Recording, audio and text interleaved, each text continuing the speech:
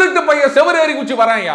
ஹத்ராஸ்ல நடந்தது, ஜம்முல நடந்தது, மாப்பியில, ஊப்பியில, பீகார்ல நடந்தது, ஏன் காசால நடந்தது அப்படின்லாம் இங்க போராட்டம் எதிர்ப்பு அப்படின்னு சொல்லி நிக்கிறாங்களே.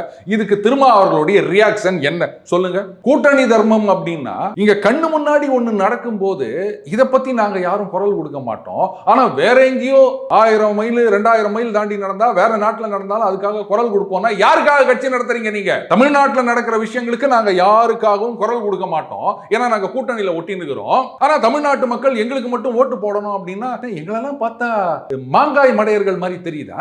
நாங்க தானே ஓட்டு போடுறோம், எங்க கிட்ட தானே ஓட்டு கேட்க வரீங்க. அப்ப எங்களுக்கு ஒண்ணு நடக்கும்போது குரல் கொடுக்க மாட்டீங்க. கேட்டா கூட்டணி தர்மம், பாசாகா வந்துரும், திருட்டு பையன் செவரேறி குச்சி வராயா. அதுக்கு என்ன கேள்வி கேட்கறீங்க நீங்க? பாசாகா வந்துரும் திருட்டு பையன் மல்ல மாதிரி முடிச்ச வைக்கலாம் உள்ள வந்து நிக்கிறானே, இதுக்கு என்ன பதில் சொல்ல போறீங்க நீங்க? இன்னும் எத்தனை நாளைக்கு தான் இப்படி கூட்டணி தர்மம்னு வாய் மூடி இருக்க போறீங்க? இதுல ஏகப்பட்ட போராளிகள் இருக்காங்க, எங்க போனாங்கன்னே தெரியல. எங்கயாவது எலிவடைக்குள்ள போய் பூந்துக்கினாங்களான்னு தெரியல. எல்லாத்துக்கும் குரல் கொடுப்பாங்க. இவங்க தான் வந்து அப்படியே அறிவு ஜீவிகள். எங்க போனாங்க இவங்க எல்லாம்? இப்பெல்லாம் கருத்து சொல்ல மாட்டீங்களா? நாங்கள் தான் மிக்சர் சாப்பிட்டு கொண்டு இருக்கின்றோம். என்ன கேட்டா இவங்க கருத்து சொல்லாம இருக்கிறதே நல்லது அப்படின்னு நினைக்கிறேன் நான். நாம திருந்தணும். அண்ணாமலை அவர்கள் சவுக்கடி குத்துக்கினார்னா இது நமக்கெல்லாம் விழுந்த சவுக்கடி. இனிமேலும் இந்த மாதிரி போராளிகளை இவங்க சொல்ல கருத்துக்களா நம்பிட்டு தெரியாதரா அப்படின்னு நாம அதை சவுக்கடியா எடுத்துக்கணும்.